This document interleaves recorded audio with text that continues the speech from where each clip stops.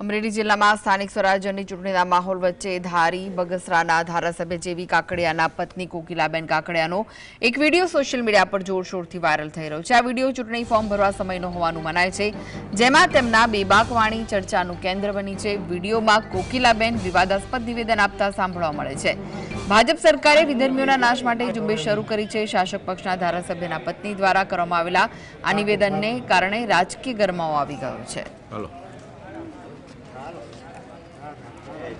બોલો જાન મહારાજની